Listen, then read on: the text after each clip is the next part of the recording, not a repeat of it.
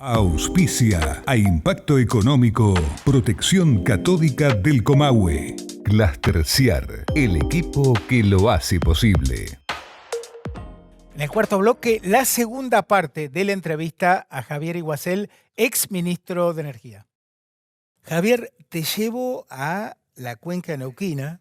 Vos fuiste un ministro de Energía con un background muy interesante.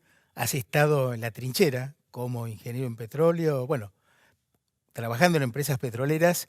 Desde tu perspectiva, ¿qué hay que mejorar en Neuquén en términos de energía, en términos de infraestructura, digo bien, para que sirva de apoyo logístico a una mayor inversión o una mayor producción? A ver, la verdad que Neuquén tiene un privilegio, además de tener un subsuelo riquísimo y un shale espectacular, tener recursos humanos, gente, no solo neuquina, que ha migrado. Hoy Neuquén es un crisol de razas. Exacto. De gente de todo el país y del mundo también, porque hay gente que ha venido de otros lugares. Y tiene la bendición también en el sentido de ser plano, no tener, digamos, mucho conflicto entre la actividad hidrocarburífera y otra actividad. En infraestructura es muy poquito, es ser buenos caminos, buenas rutas, y después el resto lo hace todo el sector privado, dar posibilidades de construcción, simplificarle la vida a cualquiera que quiera invertir en construcción, dejar, digamos, terrenos fiscales para que se desarrollen satélites de ciudades, hoteles, pero es buenas rutas, buen sistema interconectado de rutas que debieran algunas pavimentarse, otras rehacerse, y dar facilidades desreguladas para poder construir y hacer crecer a las ciudades, y después elegir buenos intendentes, ¿no? Que después manejen bien esas ciudades y le den buena infraestructura y que no pase como Añelo, que tenés las casas con un venteo al lado y no tienen gas natural. Pero bueno, eso es en cualquier lado, tiene que ser igual, o sea, tiene que haber una buena gestión, porque lo público, fíjate lo que ha pasado en este país. El sector público se metió a hacer lo que tiene que hacer el sector privado, pero no hace lo que tiene que hacer el sector público. Claro, privatiza lo que tiene que hacer el sector público, privatiza la seguridad. Las empresas tienen que contratar seguridad privada. Sí, claro. Cuando si tenés una buena policía, una buena gendarmería, que tiene buena gente, pero está mal conducida desde lo político, no tendría que la empresa privada contratar seguridad privada.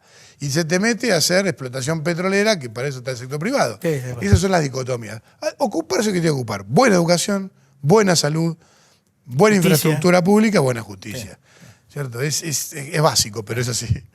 Javier, ¿cómo evaluás el problema que implica el accionar de agrupaciones mapuches o pseudo mapuches que, digamos, cortan rutas, usurpaciones de campos, que interfieren en el acceso a yacimientos? Ahora, bueno, están planteando que necesitan participar en lo que es dar el visto bueno para la construcción de este gasoducto pendiente. Mira, yo te diría que ni siquiera son pseudo mapuches, no son mapuches. Yo me recibí en el 98, empecé a trabajar acá. Mi primer trabajo fue hacer un fracking en La Brea, en el sur mendocino. Viví en Rincón, anduve por todos lados perforando, fracturando. No había uno solo, no había nadie, no existían. No existían. Hasta que de golpe empezaron a ver el negocio de los superficiarios, que los superficiarios con título de propiedad tenían ese derecho, y empezaron a ver algunos abogados caranchos la posibilidad de quedarse con esos derechos superficiarios, pero como eran tierras fiscales, empezaron a usar a gente que no era mapuche, pero la que la hicieron pasar por mapuche, para que se metiera a hacerle creer y a empezar a pedir esos derechos. Y empezaron con eso.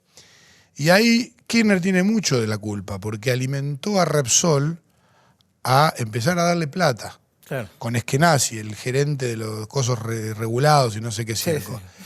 Entonces le empezaron a dar plata, se empezaron a engolosinar y empezó a haber un negocio de abogados políticos, que empezaron a hacer plata de esa manera, quedarse con tierras, y se armó toda una corporación parasitaria que vive del esfuerzo productivo.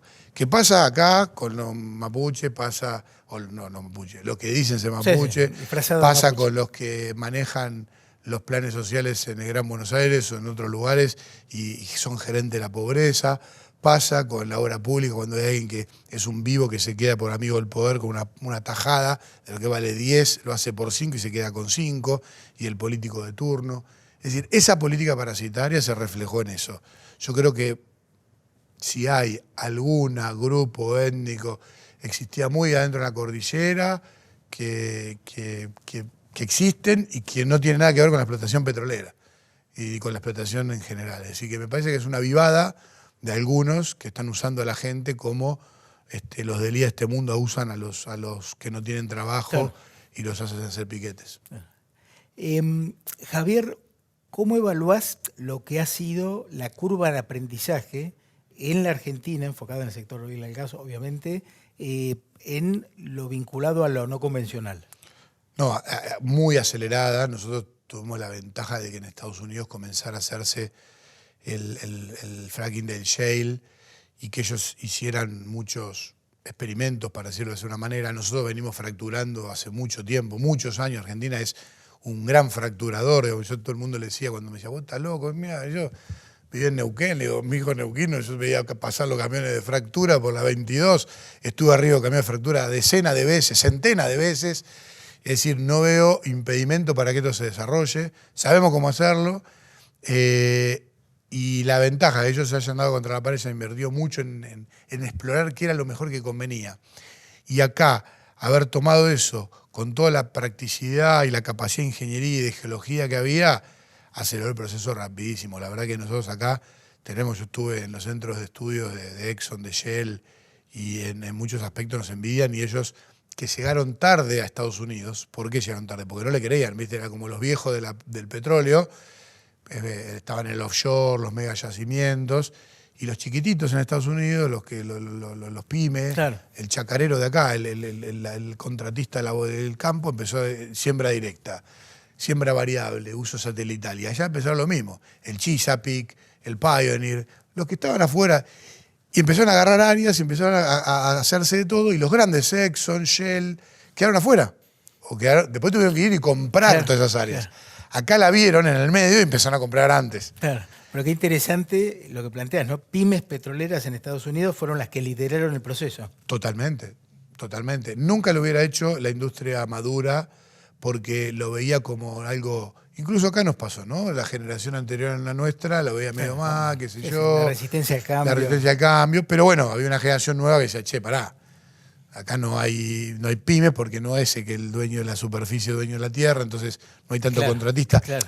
En Estados Unidos la industria petrolera es parecida, muy parecida como es la industria del campo acá, que funciona igual que la industria del campo en Estados Unidos. El dueño de la tierra, a veces lo explota el propio dueño de la tierra, a veces lo alquila.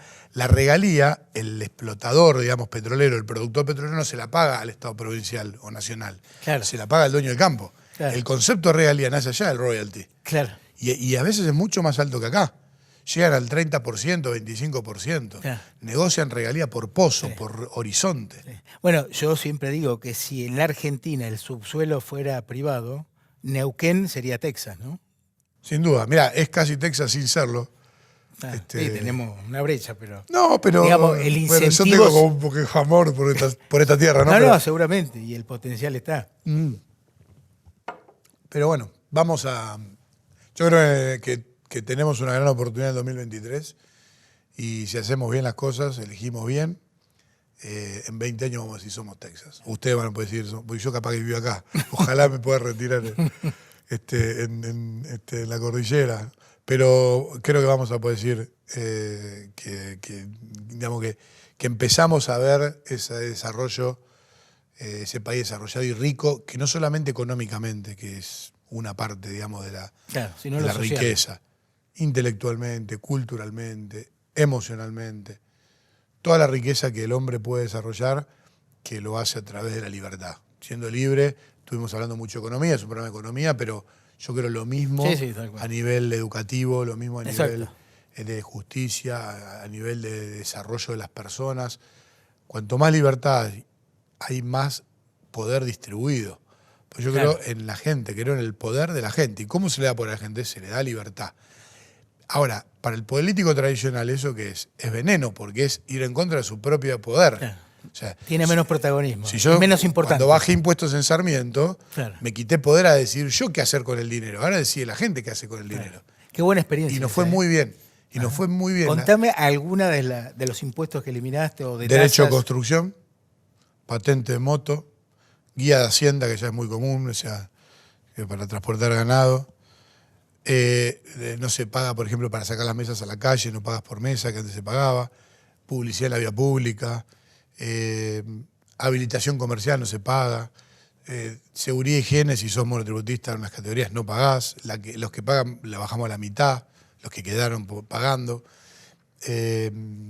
Si querés ser proveedor del municipio, no solo no pagas nada, sino que mandás el quit y ya está, ¿no? De cualquier lugar del país, ¿no? Que tenés que armar todo un circo para ser amigo del, Claro, del simplificaste poder. trámites también. Y sí, porque ahí se eliminan toda la vos querés habilitar un negocio, estás habilitado, creemos en vos.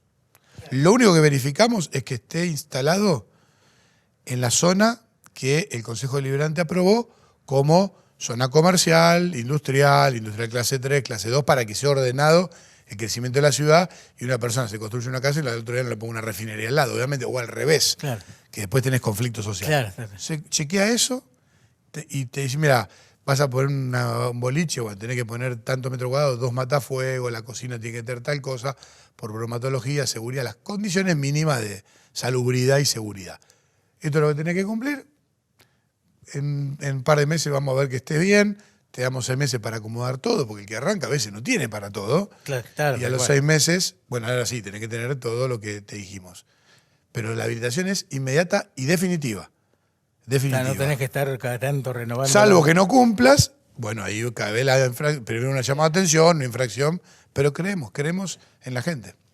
Bueno, Alberdi decía que la Constitución debe ser una gran ley derogatoria de todas las regulaciones, las trabas que había de la legislación española, ¿no? O sea, de nuevo, la libertad. Sí. El derecho a iniciar toda empresa lícita sin verse obstaculizado por el Estado. Sin conocer esas apreciaciones de Alberdi, fíjate que en Sarmiento nosotros nunca estuvimos cerrados, nunca bloqueamos en la ciudad. Y no solo eso, sino que en plena pandemia, a la tercera semana se podía trabajar, se podía hacer deporte al aire libre. ¿Por qué? Porque hay una constitución en la Argentina. Y los decretos del presidente, que eran por adhesión de las provincias, de ciudades, de los municipios, eran inconstitucionales. Claro. Porque no habiendo declarado estado de sitio, no nos podían encerrar así. Claro.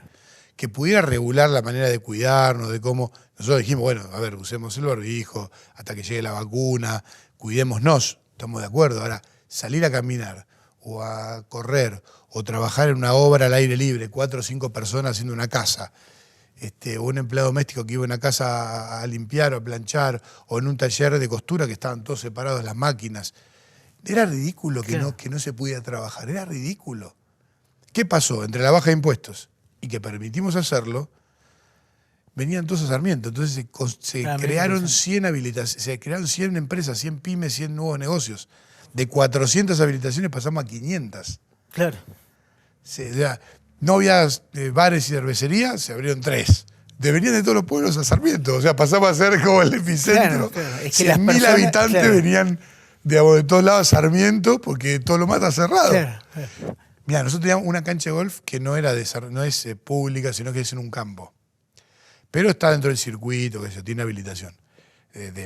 No sé, yo no jugué a golf, la asociación de golf nacional. Claro.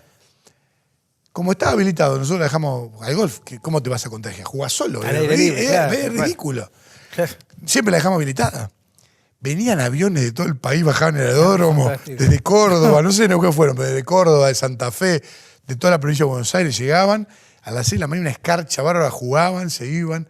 Conoció medio país golfista, conoció Sarmiento. Mirá qué interesante. Ya, bueno, cuento esa anécdota sí, porque es increíble. bueno, el ser humano busca libertad. Por supuesto, y Eso lo lo refleja muy bien. esta pandemia lo demostró. Y vos me preguntás, ¿y tuvimos más casos que el promedio? No, por abajo de la media nacional, por abajo de la media de la provincia de Buenos Aires. No tuvimos que hacer ni un solo traslado de un enfermo COVID a otro hospital, y además el Hospital Público Municipal de Capitán Sarmiento, que se equipó, recibió gente de ciudades de toda la provincia de Buenos Aires en un convenio que firmamos, inclusive el conurbano, de Avellaneda, de Quilmes, de Trenquelao, que queda a 500 kilómetros de la ciudad. lo fuimos a buscar con ambulancia porque no daban abasto a otros lugares. O sea, no solamente tuvimos el promedio normal por abajo del promedio, sino que como nos equipamos bien, no tuvimos que trasladar a nadie y pudimos recibir enfermos, digamos, en terapia, con respirador, etcétera, de otras ciudades. La libertad funciona. Funciona. Javier, gracias por tu tiempo para Impacto Económico. Un lujo haberte podido entrevistar. Bueno, muchas gracias a ustedes. Y buena estadía en Neuquén. Gracias.